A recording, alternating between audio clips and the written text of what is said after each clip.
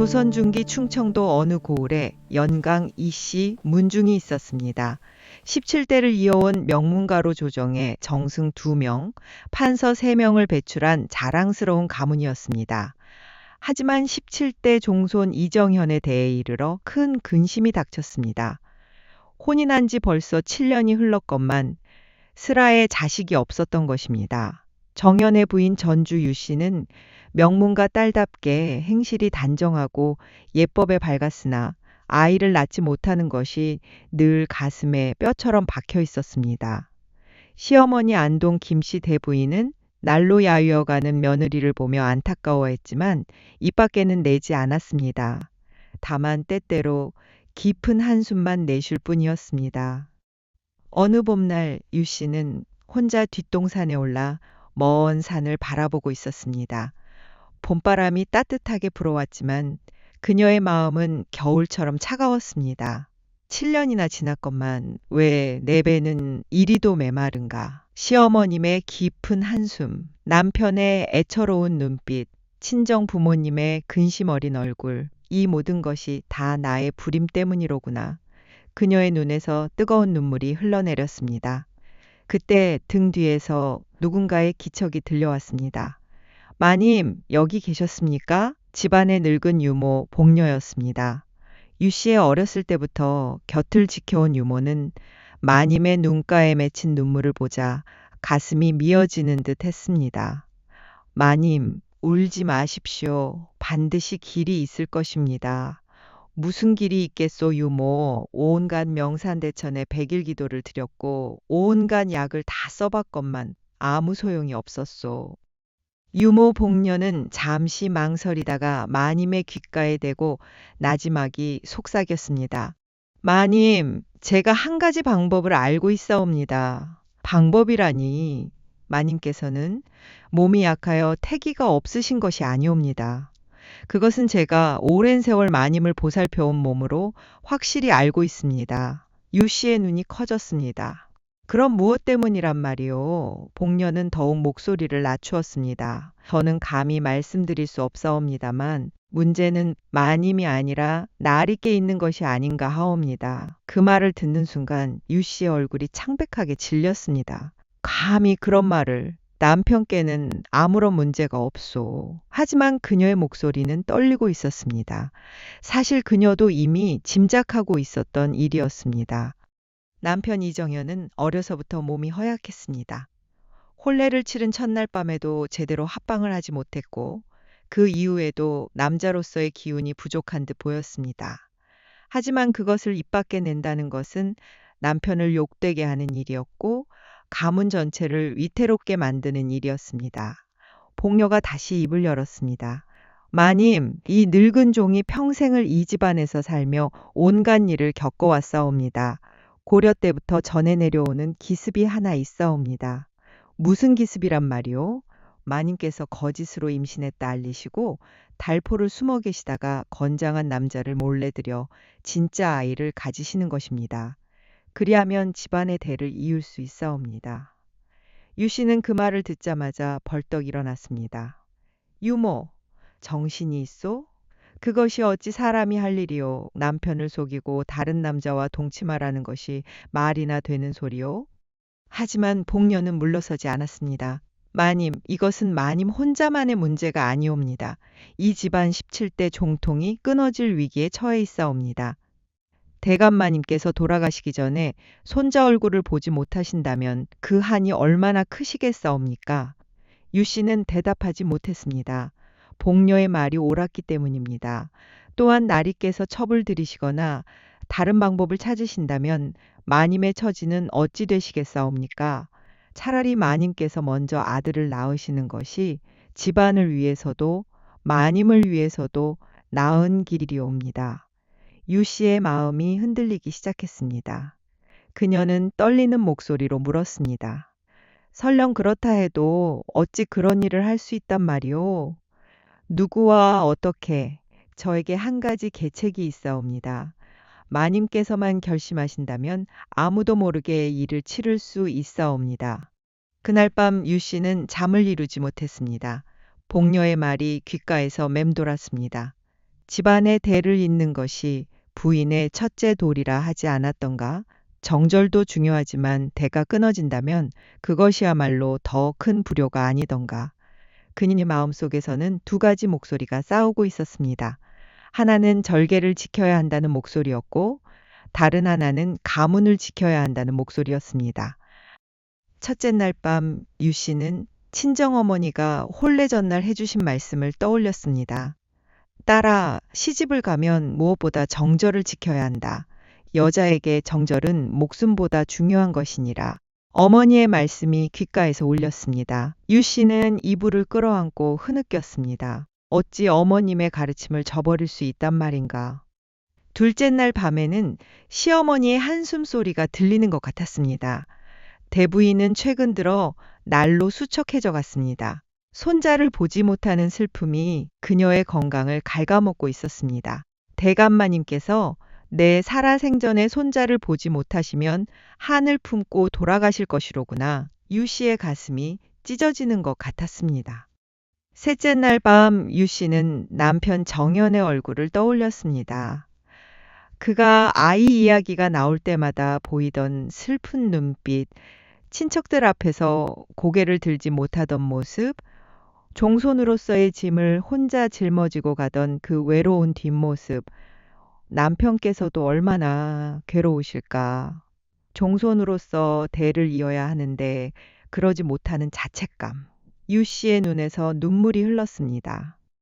나흘째 밤 유 씨는 자신이 죽은 후의 모습을 상상했습니다. 대가 끊긴 집안, 무너져가는 사당, 제사조차 지낼 리 없는 적막한 저택. 내가 죽으면 이 집안은 어찌 되는가. 17대를 이어온 명문가가 내 대에서 끊어진다면 나는 조상님들께 무슨 낯으로 뵐 것인가. 닷새째 밤 유 씨는 마침내 마음을 정했습니다. 하지만 그 결심은 평온한 것이 아니었습니다. 온몸이 떨렸고 식은땀이 흘렀습니다. 이것이 과연 옳은 일인가? 하지만 다른 길이 있는가? 그녀는 밤새도록 기도했습니다. 하늘이시여, 이 죄 많은 여인을 용서하소서. 저는 집안을 지키기 위해 이 길을 택하나이다. 며칠 밤을 뜬 눈으로 지새운 끝에 유 씨는 마침내 결심을 굳혔습니다. 다음 날 아침 그녀는 복녀를 불러 나지막이 말했습니다. 계책이 무엇이오? 말해보시오. 복녀의 얼굴에 안도의 빛이 스쳤습니다. 마님, 우선 한 달 뒤에 마님께서 임신하셨다고 온 집안에 알리십시오. 아직 임신도 하지 않았는데 어찌 그리 말할 수 있소. 그것이 바로 계책의 시작이옵니다. 복녀는 자세히 설명하기 시작했습니다.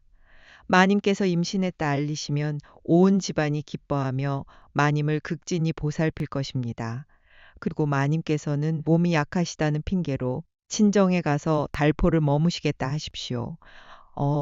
친정에 가서? 아니옵니다. 친정에 가신다 하시고 실은 제가 알아둔 은밀한 곳으로 가시는 것입니다. 거기서 저는 건장하고 출신이 분명한 남자를 하나 구해놓겠사옵니다.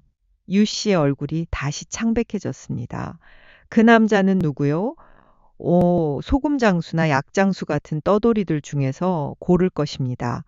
그들은 일이 끝나면 떠나가니 뒷일이 걱정 없사옵니다. 유 씨는 온몸이 떨렸습니다. 하지만 이미 결심한 이상 되돌릴 수 없었습니다. 한 달이 지났습니다. 유 씨는 시어머니를 찾아가 조심스럽게 말했습니다. 대감마님, 이번 달은 달거리가 없사옵니다. 시어머니 김씨 대부인의 얼굴이 환하게 밝아졌습니다. 정말이냐? 정말 그러하냐? 아직 확실치는 않사옵니다만 몸이 예전과 다른 것 같사옵니다.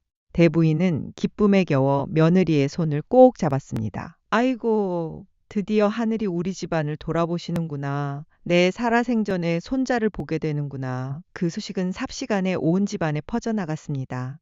남편 이정현도 믿기지 않는다는 표정으로 아내를 바라보았습니다. 부인, 정말 그러하오? 예, 나리. 아직 확실하지 않사옵니다만 정연의 눈에서 눈물이 흘러내렸습니다. 참으로 감사한 일이오. 부인께서 그동안 얼마나 애를 태우셨소. 닷새가 지난 후 유 씨는 다시 시어머니를 찾아갔습니다. 대감마님, 소부는 몸이 약한지라 친정에 가서 한 달 정도 어머님께 몸조리를 받고 싶사옵니다.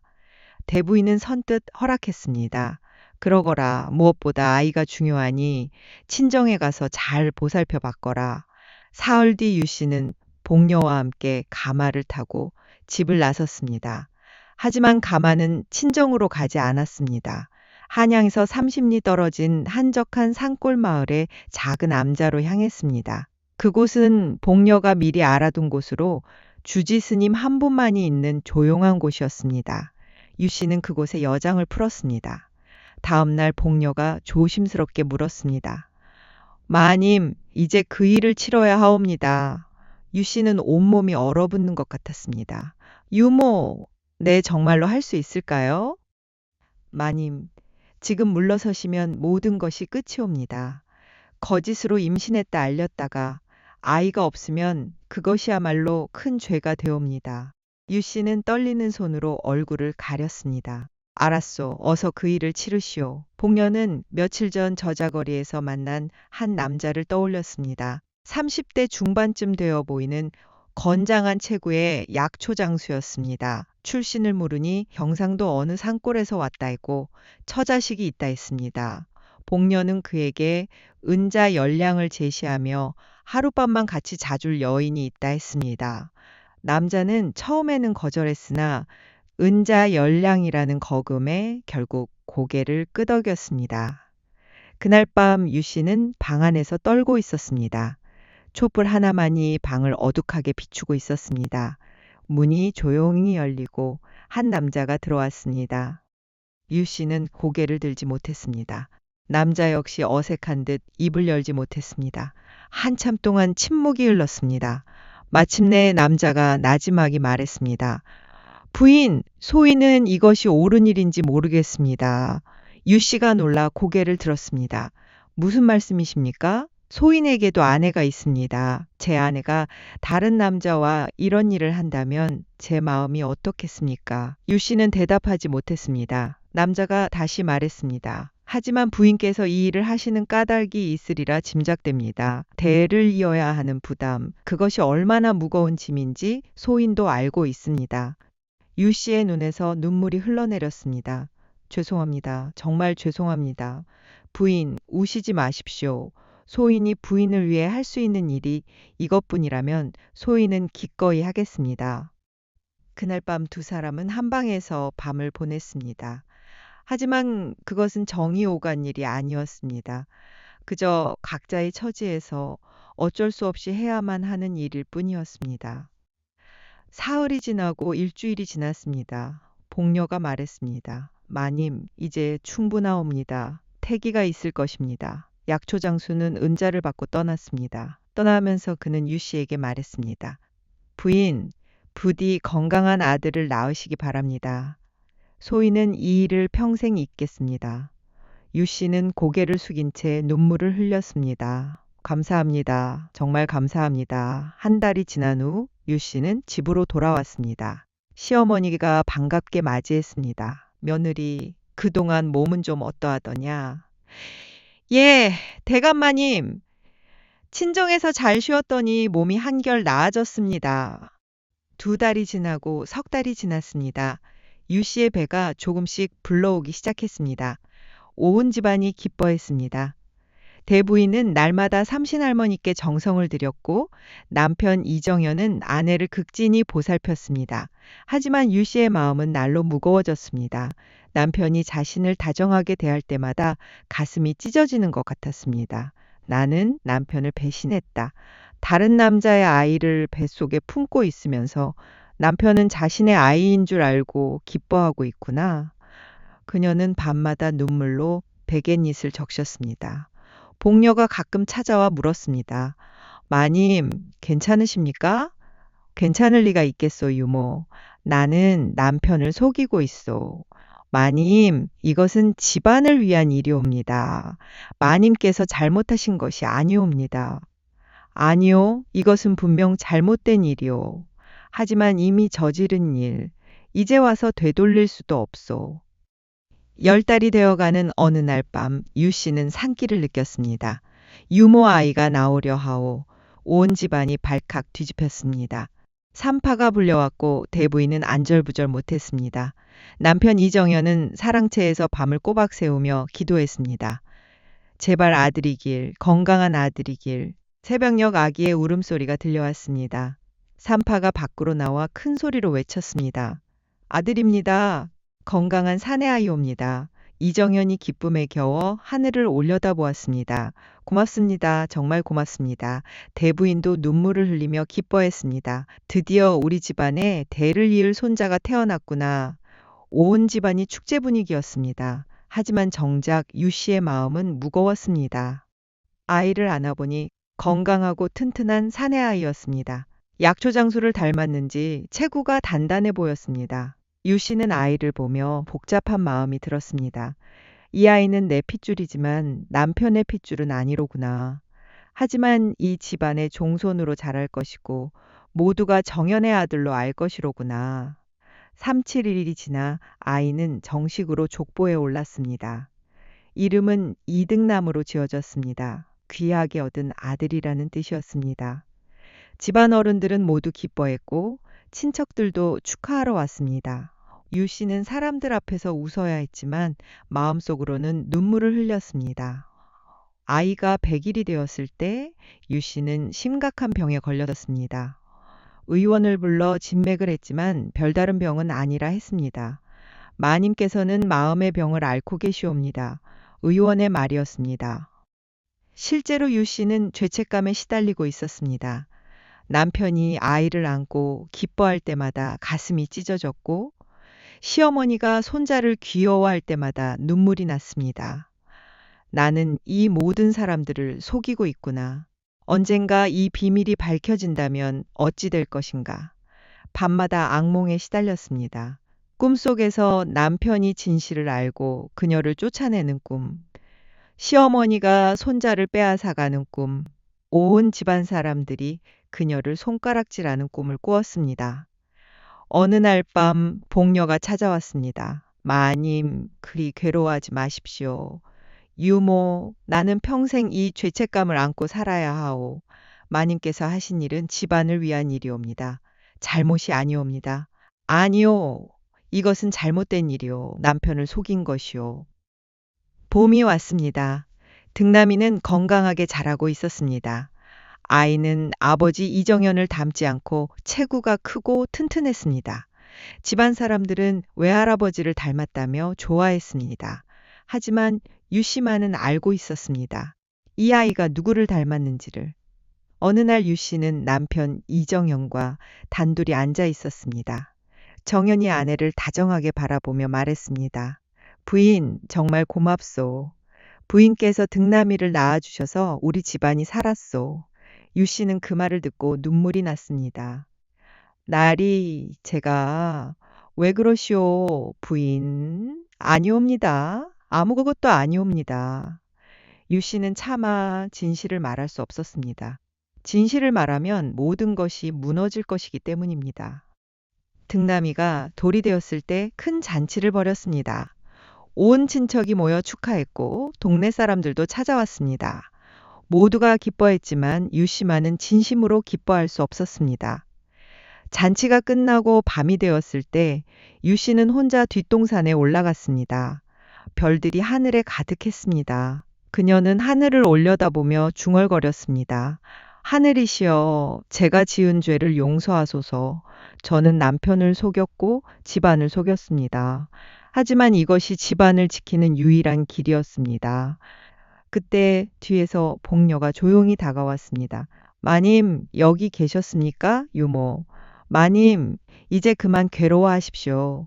마님께서 하신 일은 집안을 위한 것이었습니다. 유모, 나는 평생 이 비밀을 안고 살아야 하오. 남편에게도 시어머니에게도 아들에게도 진실을 말할 수 없소. 봄이 가고 여름이 왔습니다. 등남이는 무럭무럭 자랐습니다. 아이는 총명하고 활달했습니다. 할머니 대부인은 손자를 끔찍이 아꼈고 아버지 이정현은 아들을 자랑스러워했습니다. 유 씨는 그런 모습을 보며 마음이 더욱 무거워졌습니다. 이 아이가 크면 진실을 알게 될까? 아니면 평생 모르고 살까? 등남이가 5살이 되었을 때 서당에 들어갔습니다. 아이는 똑똑하여 그를 빨리 깨우쳤습니다. 훈장은 등남이를 칭찬했습니다. 이 아이는 장차 큰 인물이 될 것입니다. 이정현은 기뻐하며 아들을 안았습니다. 우리 등남이가 이렇게 총명하니 장차 과거에 급제하여 가문을 빛낼 것이오. 유 씨는 그 모습을 보며 눈시울이 붉어졌습니다. 어느 날 등남이가 어머니에게 물었습니다. 어머님, 저는 아버님을 닮지 않았다고 하던데 정말 그런가요? 유 씨는 가슴이 철렁 내려앉았습니다. 무슨 소리냐? 너는 아버님의 아들이니라. 하지만 서당 아이들이 그러는데 저는 외할아버님을 닮았다고 하던데요. 그렇단다. 너는 외할아버님을 많이 닮았구나. 유 씨는 아들을 안으며 눈물을 참았습니다. 등남이가 10살이 되던 해에 할머니 대부인이 병으로 눕게 되었습니다. 의원들이 왔으나 병세는 호전되지 않았습니다. 대부인은 며느리 유 씨를 불렀습니다. 며느리, 내 곁에 앉아라. 예, 대감마님. 내 이제 곧 저 세상으로 갈 것 같구나. 하지만 한은 없다. 손자 등남이를 보았으니. 유 씨의 눈에서 눈물이 흘렀습니다. 대감마님, 그런 말씀 마십시오. 며느리, 너는 우리 집안에 큰 은혜를 베풀었다. 등남이를 낳아 종통을 이었으니 말이다. 유 씨는 더 이상 참을 수 없어 소리내어 울었습니다.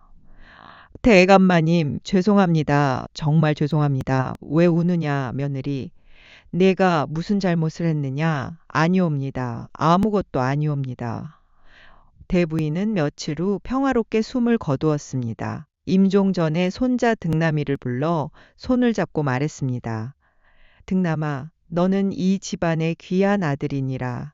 잘 자라거라. 장례를 치르고 탈상을 할 때까지 유 씨는 슬픔에 잠겼습니다. 시어머니에 대한 슬픔도 있었지만 자신의 죄책감이 더 컸습니다. 세월이 흘러 등남이가 15이 되었습니다.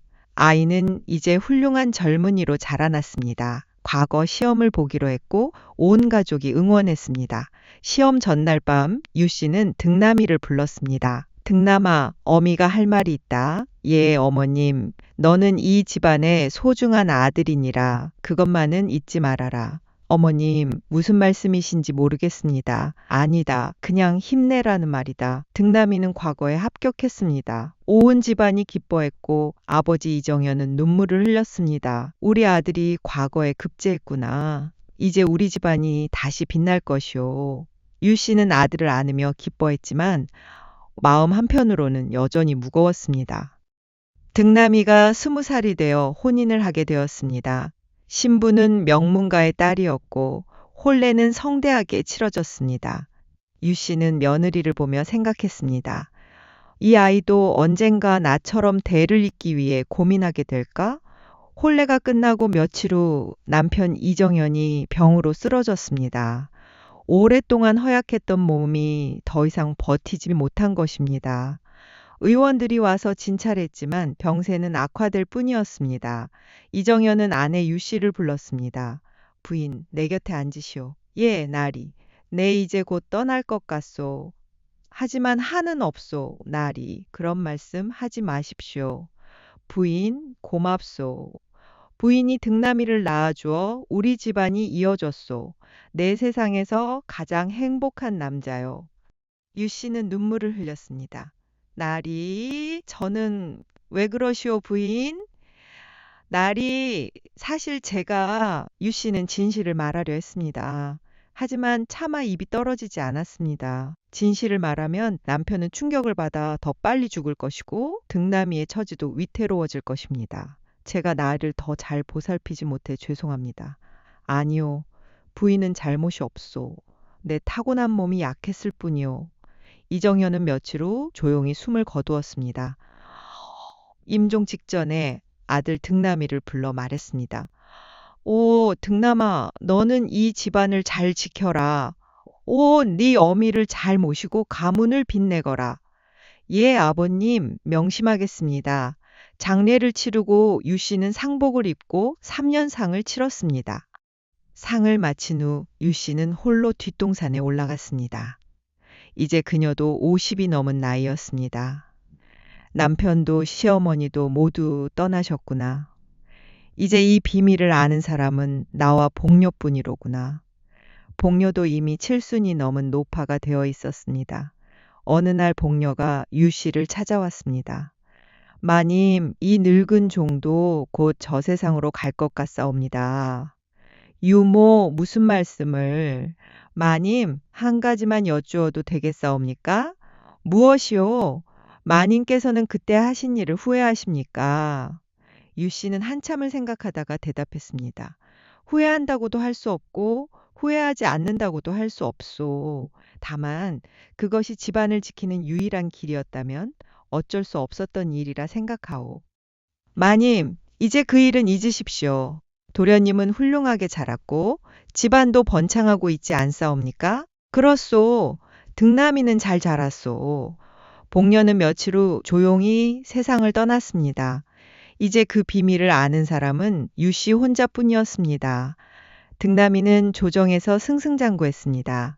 그의 능력을 인정받아 중요한 직책을 맡게 되었고 가문의 명예를 높였습니다. 등남이의 아내도 아들을 낳아 종통이 이어졌습니다. 유 씨는 손자를 안으며 생각했습니다. 내가 한 일이 옳았는지 그른 것인지는 모르겠구나. 하지만 이 손자가 태어날 수 있었던 것도 그때 내가 한 선택 때문이로구나. 어느 가을날 유 씨는 혼자 정자에 앉아 먼 산을 바라보고 있었습니다. 낙엽이 떨어지고 있었고 바람이 차갑게 불었습니다. 그녀는 자신의 삶을 돌아보았습니다. 나는 평생 거짓말 속에서 살았구나. 남편을 속이고 시어머니를 속이고 아들을 속였구나. 하지만 그 거짓말로 인해 이 집안이 지켜졌고 등남이가 태어났구나. 유 씨는 눈을 감았습니다. 그녀의 마음속에는 여전히 죄책감이 남아 있었습니다. 하지만 동시에 집안을 지켰다는 안도감도 있었습니다. 그녀는 중얼거렸습니다. 용서하소서. 제가 한 일을 용서하소서. 등남이가 찾아와 어머니 곁에 앉았습니다. 어머님, 어디 편찮으십니까? 아니다, 괜찮다. 어머님께서는 저를 낳으시느라 많이 힘드셨다고 들었습니다. 그렇단다. 하지만 너는 어미의 자랑이란다. 어머님, 제가 이렇게 잘할 수 있었던 것도 다 어머님 덕분입니다. 유 씨는 아들을 바라보며 눈물을 흘렸습니다. 등남아, 너는 이 집안의 소중한 아들이니라. 예, 어머님, 명심하겠습니다. 유 씨는 70이 넘어서도 건강하게 살았습니다. 손자도 장성하여 혼인했고 증손자도 태어났습니다. 영강 이씨 문중은 번창했고 등남이는 가문을 더욱 빛냈습니다. 유 씨는 생애 마지막 날 혼자 방에 누워 있었습니다. 등남이가 찾아와 어머니 손을 잡았습니다. 어머님, 등남아, 곁에 앉아라. 예, 어머님, 너는 훌륭하게 자랐구나. 어미는 자랑스럽단다. 어머님 덕분입니다. 유 씨는 아들을 바라보며 마지막 힘을 다해 말했습니다. 등남아, 어미를 용서해라. 어머님, 무슨 말씀이십니까? 아니다, 아무것도 아니다. 다만 너는 이 집안의 귀한 아들이니라. 유 씨는 그날 밤 조용히 숨을 거두었습니다. 그녀의 얼굴에는 평화로운 미소가 걸려 있었습니다. 오랫동안 짊어지고 살았던 무거운 짐을 내려놓은 듯 했습니다. 등남이는 어머니의 장례를 성대하게 치렀습니다. 온 집안 사람들이 모여 조문했고 친척들도 찾아왔습니다. 모두가 유 씨를 훌륭한 어머니였다고 칭송했습니다. 등남이는 어머니의 묘 앞에 서서 절을 올렸습니다. 어머님, 편히 쉬십시오. 소자가 어머님의 뜻을 받들어 가문을 잘 지키겠습니다. 바람이 불어왔고 나뭇잎이 흔들렸습니다. 유 씨의 비밀은 그녀와 함께 땅속에 묻혔습니다. 아무도 진실을 알지 못했고 아무도 알 필요가 없었습니다. 세월이 흘러 등남이도 늙었습니다. 그는 훌륭한 관리로서 명성을 떨쳤고 많은 업적을 남겼습니다. 그의 아들과 손자들도 과거에 급제하여 가문을 빛냈습니다. 연강 이씨 문중은 조선 최고의 명문가 중 하나가 되었습니다. 모두가 이 집안의 번창을 축하했고 등남이를 칭송했습니다. 하지만 아무도 몰랐습니다. 이 모든 것이 한 여인의 고통스러운 선택에서 비롯되었다는 것을. 유 씨가 평생 짊어지고 살았던 죄책감과 비밀, 그것이 이 집안을 지켰다는 것을. 등남이는 말년에 어머니를 생각하며 중얼거리곤 했습니다. 어머님께서는 이 집안을 위해 많은 것을 희생하셨구나. 하지만 그는 끝까지 진실을 알지 못했습니다. 어쩌면 그것이 더 나은 일이었을지도 모릅니다. 조선의 법도는 엄격했고 정절은 무엇보다 중요하게 여겨졌습니다. 하지만 동시에 대를 잇는 것 또한 중요했습니다.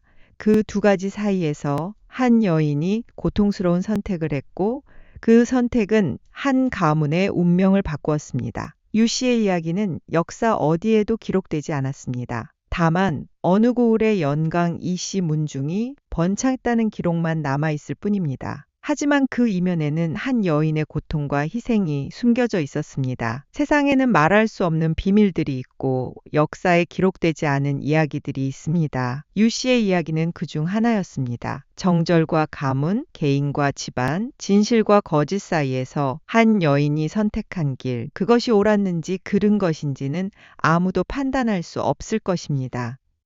다만 한 가지 확실한 것은 유 씨가 평생 그 무게를 혼자 짊어지고 살았다는 것입니다. 그녀는 남편에게도 아들에게도 진실을 말하지 못했고 죽는 순간까지 그 비밀을 가슴에 품고 있었습니다. 어쩌면 그것이 그녀가 선택한 길의 대가였을지도 모릅니다. 조선의 어느 고을, 연강, 이씨 문중의 사당에는 유 씨의 위패가 모셔져 있습니다. 후손들은 그녀를 훌륭한 조상으로 기리며 제사를 지냅니다. 하지만 아무도 모릅니다. 그 위패 뒤에 숨겨진 한 여인의 고통스러운 비밀을. 역사는 승자의 기록이라 했습니다. 하지만 때로는 침묵 속에 묻힌 이야기가 더 많은 것을 말해주기도 합니다. 유 씨의 이야기는 조선시대 여성들이 짊어져야 했던 무거운 짐에 대한 이야기이자 가문과 개인 사이에서 고뇌했던 이 이야기가 여러분께 어떤 의미로 다가올지는 모르겠습니다. 다만 한 가지 생각해 볼 점은 당시 여성들이 처했던 상황과 그들이 내려야 했던 선택의 무게입니다. 정절을 지키는 것도 중요했지만 대를 잇는 것도 중요했던 시대. 그 사이에서 한 여인이 택한 길은 과연 무엇이었을까요? 여러분이 만약 그 자리에 있었다면 어떤 선택을 하셨을까요? 이 이야기가 마음에 드셨다면 구독과 좋아요 부탁드립니다. 다음에도 더 흥미로운 조선시대 이야기로 찾아뵙겠습니다. 감사합니다.